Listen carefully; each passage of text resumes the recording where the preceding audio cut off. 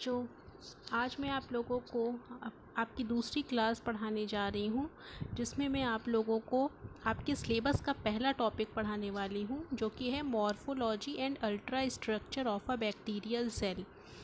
ये थोड़ा लेंदी टॉपिक है जो एक बार में कवर नहीं हो पाएगा, ठीक है, क्योंकि मॉर्फोलॉजी भी हम लोगों को पढ़नी है, अल्ट्रा स्ट्रक्चर भी पढ़ना है। और अल्ट्रा स्ट्रक्चर पढ़ने का मतलब आप लोग जानते हैं, किसी चीज़ का अगर हम स्ट्रक्चर पढ़ते हैं तो उसमें जितनी चीज़ें होती हैं, जैसे मान लीजिए बैक्टीरिया का एक स्ट्रक्चर पढ़ेंगे तो उसमें जितने कंपोनेंट्स या पार्ट्स होंगे उन सभी के बारे में भी थोड़ा थोड़ा हमें पता होना चाहिए, जिससे हम एग्ज़ाम में लिख सकें एक एक लाइन में कि उसका क्या फ़ंक्शन है। ठीक है, तो इस तरह से हम लोग अल्ट्रा स्ट्रक्चर, मॉर्फोलॉजी, ये सारी चीज़ें हम लोग 2 क्लास में कवर करेंगे। तो आज हमारी पहली क्लास है, इसमें हम थोड़ी बातें देख लेते हैं, फिर अब आगे की बातें फिर हम दूसरी क्लास में देखेंगे। कल मेरा इंट्रोडक्टरी वीडियो आप लोगों को शायद समझ में आया और अच्छा लगा, आप लोगों ने वीडियो एंजॉय किया, मुझे अच्छा लगा।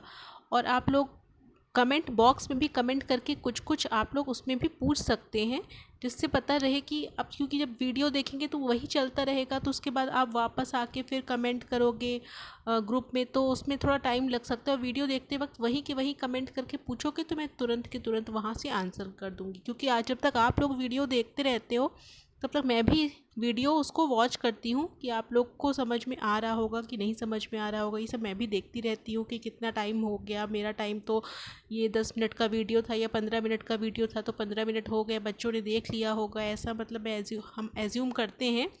तो इस वजह से आप लोग अगर वहीं पे कमेंट करोगे तो ज़्यादा बेटर होगा। लेकिन ठीक है, आपको जैसा कन्वीनियंट पड़े वैसा आप कर सकते हो, कोई उसके लिए कंपल्शन नहीं है किसी के ऊपर कि ऐसा ही ऐसा करना है।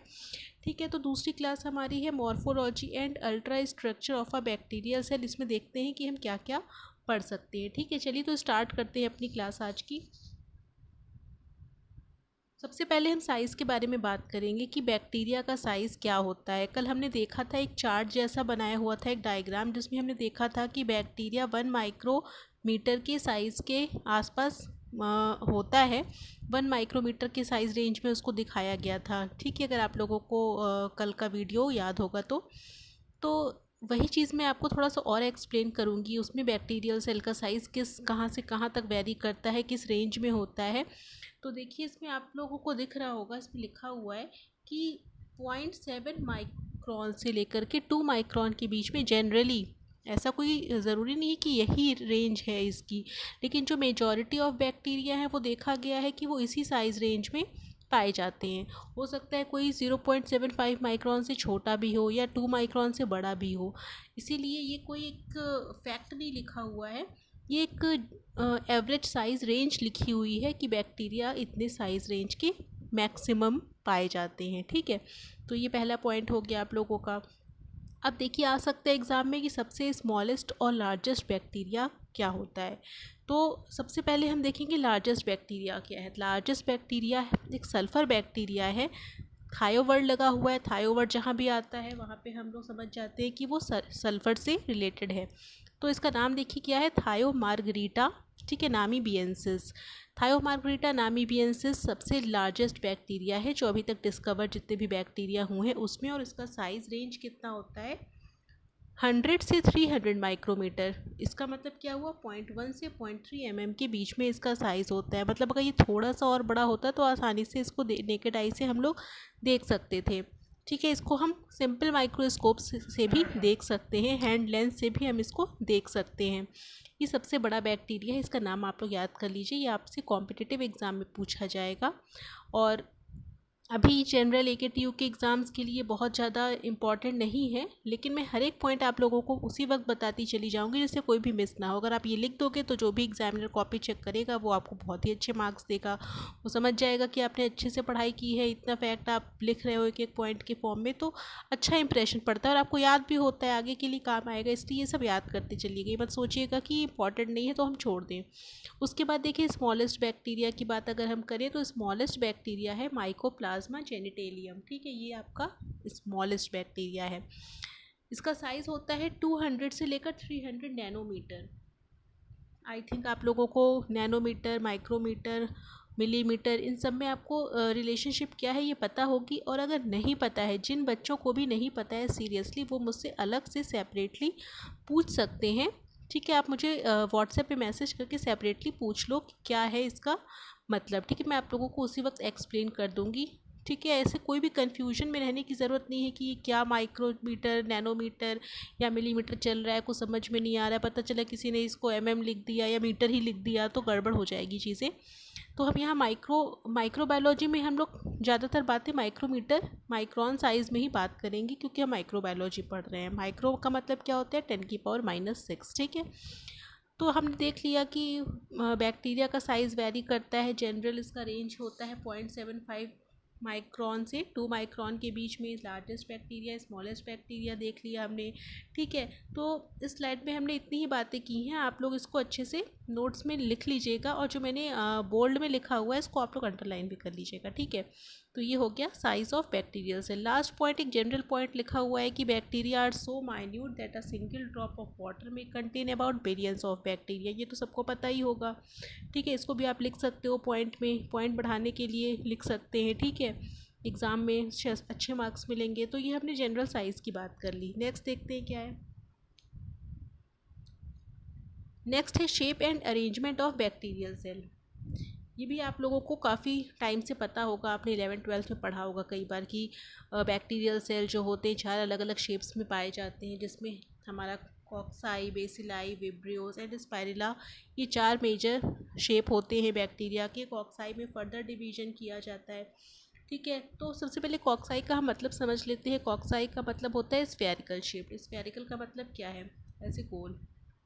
ठीक है, इस तरह का शेप होता है कॉक्साई का। बेसिलाई का रॉड शेप्ड होता है। रॉड शेप्ड का मतलब क्या है, इस तरह से सिलेंड्रिकल शेप, ये को हम रॉड शेप भी कह सकते हैं। रॉड शेप या आप सिलेंड्रिकल शेप भी लिख सकते हैं, इसका शेप ऐसा होता है। विब्रियोज में क्या होता है, कॉमा शेप्ड। कॉमा शेप्ड इस तरह का कुछ होता है। ठीक है, इस तरह से होते हैं बैक्टीरिया, तो ये हमारा कॉमा शेप्ड हो जाता है। और स्पाइरुला में स्पाइरल शेप में होते हैं, वो किसी तरह से भी स्पाइरली ऐसे कॉइल्ड हो सकते हैं। ठीक है, तो ये 4 तरह के बैक्टीरिया का शेप हो सकता है या अरेंजमेंट उनका हो सकता है इस तरह से। अब देखिए कॉक्साई में भी सब डिवीजन किया गया है। यहाँ पे देखिए हमने लिखा हुआ है माइक्रोकॉक्साई, डिप्लोकॉक्साई, स्ट्रेप्टोकॉक्साई, टेट्राड और स्टेफिलोकॉक्साई। ठीक है, तो माइक्रोकॉक्साई में क्या होता है, जब बैक्टीरिया सिंगल एक अलग अपना होता है अकेला। ठीक है, अकेला बैक्टीरिया अगर है तो हम उसको कहते हैं, अगर अकेला स्फेरिकल बैक्टीरिया है तो हम उसको माइक्रोकॉक्साई कहते हैं। ठीक है, अकेला स्फेरिकल बैक्टीरिया माइक्रोकॉक्साई।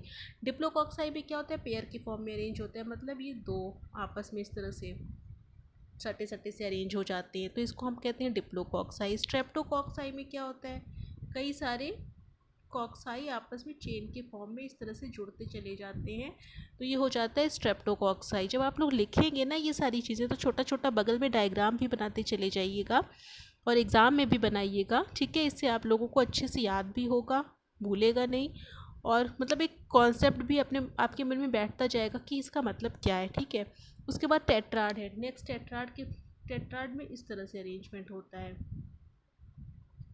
इस तरह के फॉर्म में अगर अरेंज है तो हम कहते हैं टेट्राड का अरेंजमेंट है। और स्टेफिलोकॉक्साई में क्या होता है, arranged in irregular clusters like bunch of grapes, मतलब उसमें इस तरह से अरेंज हो सकता है।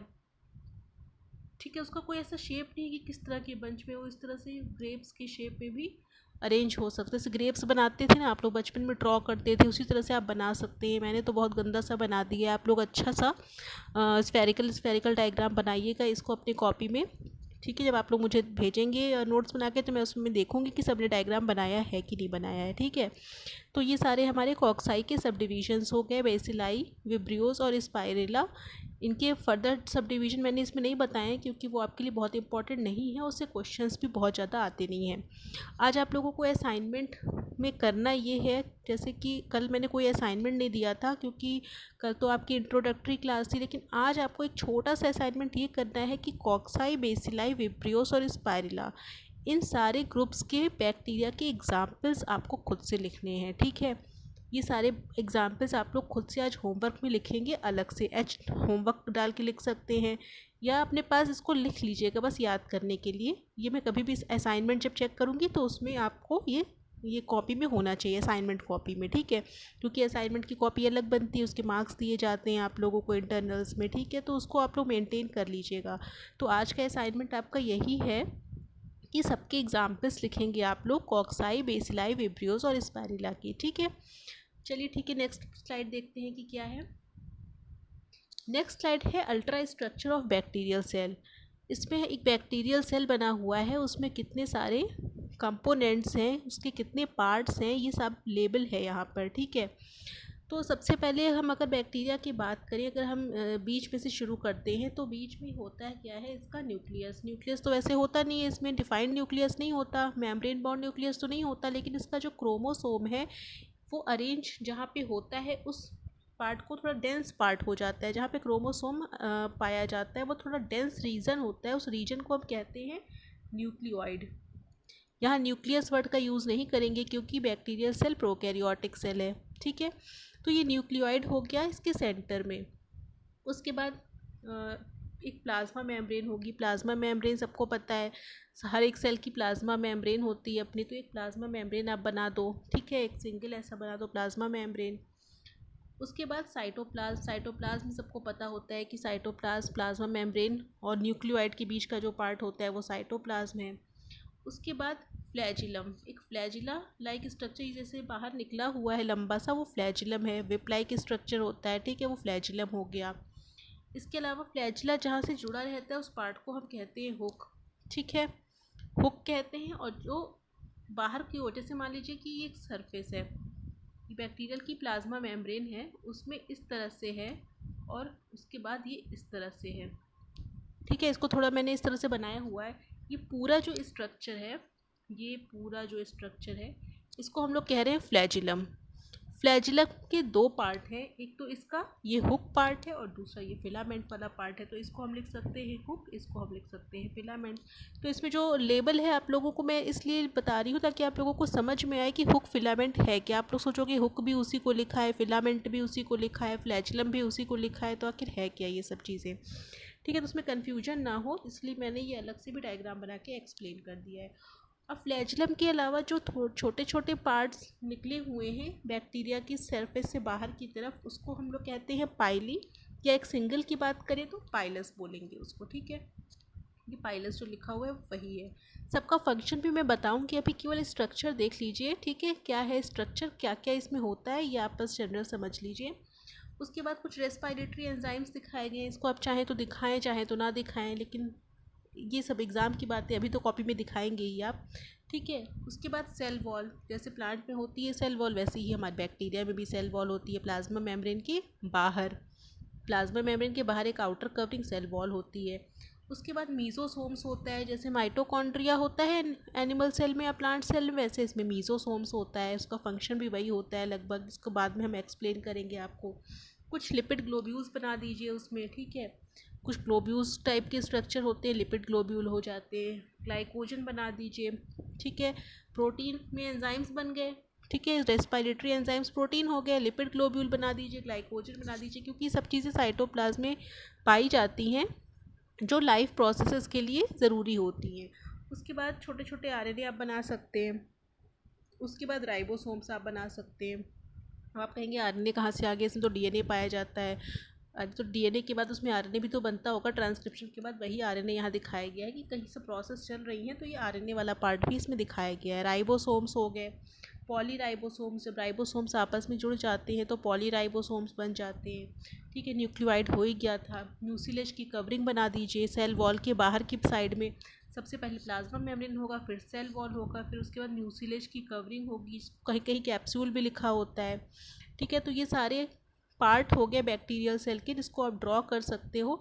इसमें से जितनी चीज़ें आप लोगों को याद रहें आप एग्ज़ाम में लिखिएगा, लेकिन अभी कॉपी में हर एक पार्ट लिखिएगा। अब इसका फंक्शन भी मैं एक एक करके बताती जाऊँगी कि किसका क्या फंक्शन है, क्यों होता है, इसका बैक्टीरियल सेल में यूज़ क्या है। ये सारी चीज़ें मैं आप लोगों को नेक्स्ट क्लास में बताऊँगी। आज की क्लास में हम लोग इतने पे ही ख़त्म कर रहे हैं।